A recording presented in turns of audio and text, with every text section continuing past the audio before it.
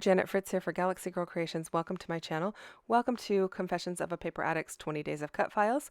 And don't forget, you can get 20% off or 25% off in the Etsy store. So go and check that out. The link for the Etsy store, as well as the Facebook group, is down below for your ease of access. So go and check that out. Also, you can find all the links to everyone else who is playing along with this hop. It's been going on for the first 20 days of December. So go and check out everyone who's playing along. We've all got different cut files that we've chosen to use. Today, our topic is presents. And so I chose this present background. And I don't show you how to back it on camera, but there is a link down below to a video that Virginia, the owner of Confessions of a Paper Addict, does on how to back a cut file. So you can go and check that out there if you are unfamiliar with backing cut files. She explains it quite well. So I chose this paper. It is from the Simple Stories DIY Christmas collection. And I've got a whole bunch of embellishments, or they're embellishments, ephemera pieces from that same collection. There were a whole bunch of pieces that were numbers. So 1 through 31 for in 2 different styles. So I just kind of was sorting that out right at the beginning there, and I put them in a baggie and set them aside because I'm not really putting numbers on any of the layouts that I'm doing for the first or for the series that we are working on right now. These are not done in order. These are all older photos. Some are from 2007, some are 2008, and some are 2009. So again, not putting numbers on them. So I just kind of set those aside so I didn't have to keep weeding through them.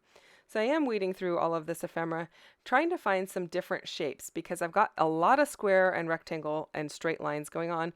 I want something a little softer and a little bit more organic feeling. So I went with these circles, and I really like the one that says Merry Christmas and the one that says Season's Greetings. It pulls in all of the same colors. That Season's Greetings pulls in all of the same colors that's in the background paper, with the red and that kind of light olive green, I guess is what I'm going to call it. And then that Merry Christmas as well pulls in more of that green color. There is a little bit of a floral piece. One is actually a bouquet. I just kind of tore the newspaper portion of it. It's like the newspaper that wraps around the bouquet. I tore that off and just tucked the rest of it under. So it just looks like flowers peeking out from behind, just like I did in the upper left-hand corner. So again, bringing in a little bit more organic lines and shapes rather than just more straight lines. I do pull in some circles, some stars, and those are straight lines, but because they are, again, a different shape than a square or rectangle, it just adds to the interest, at least in my opinion. So that's why I chose to add those. I do pop those 2 circles up onto some foam, as well as the stars. The large heart that says joy up in the upper left-hand corner is not on foam. I take that back. I think it is on foam, actually. It is on foam. It's the little flowers that are not on foam. So my apologies for that. And so those are just like tucked under the flowers are. And then the rest of it's popped up onto some foam tape to give some added dimension. So here I'm going to go ahead and pop that heart up. And I am just using Fun Foam from Walmart. It is adhesive on one side, and then I just use my Nuvo Deluxe adhesive on the other side to hold it down onto the background. And I find it works really well. I haven't had any problems with anything coming off, and I've been doing this for quite some time. So it is my glue of choice for this type of thing. And, the adhesive that is on the Fun Foam works very well as well. I do not know if it is acid-free. I've had a couple people ask me that, but I also don't really worry about it because all of the photos that I have are photos that I have digitally. So if it did happen to ruin something, I could reprint the photo, but I've got scrapbooks from my grandma from the 1950s. And that's like a 70-year-old scrapbook, and things back then were not necessarily acid-free.